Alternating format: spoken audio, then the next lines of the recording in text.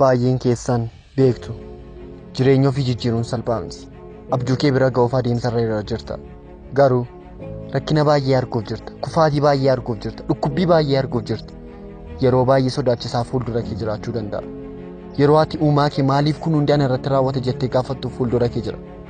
Ani jireenya maatii koo, jireenya ijoollee koo, jireenya haadha koo, jireenya abbaa koo jijjiiruuf yaalaan jira.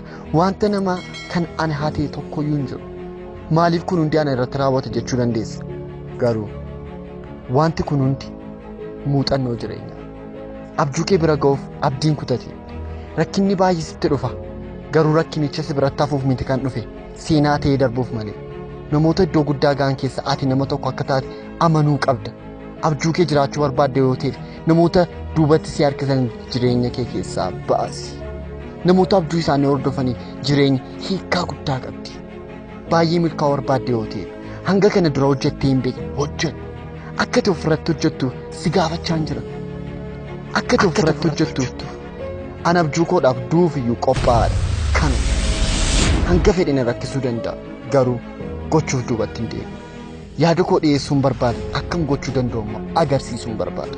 Baay'een keessa yeroo ammaa gara fuulduraatti deemuu barbaadu. Injiinara ta'uu barbaadu. Dooktara ta'uu barbaadu. Artistii ta'uu barbaadu. Na dhaggeeffadhu. Iddoo yaaddee sana hin geessu. Ikoonomiidhaan iddoo yaaddee sana hin geessu. Hanga sammuu kee irratti hojjettutti kitaaba dubbisaa hin jirtu. Wantoota iddoo ati yaaddu sana bira si geessisuu danda'an dubbisaa hin jirtu. Yeroo muraasaaf yeroo ofii keef kenni. Of dhaggeeffadhu. Ani eenyuuf hin jedhu. Yeroo eenyummaa kee bartu, yeroo dandeettii kee bartu, waan yaadda hojjechuun siif salphaadha. Sammuu kee irratti hojjedhu.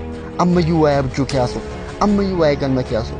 Garuu waan tokko hin hojjenne teennaan kee tarkaanfii tokko hojjedhu. Maatii kee boonsuu dandeessa. Mana barumsaa kee boonsuu dandeessa. Jireenya namoota miiliyoonaan lakkaa'amanii jijjiiruu dandeessa. Sababni isaas ati kara kanaa dhufte. Abjuu kee namni haatuu danda'u hin jiru. Namni dandeettii keetti hin amanne ta'uu danda'a. Sababni isaas ati yeroo hedduu kufteetta. Ati garuu abdiin kutani. Ammas yaadi. Irra deddeebii yaadi.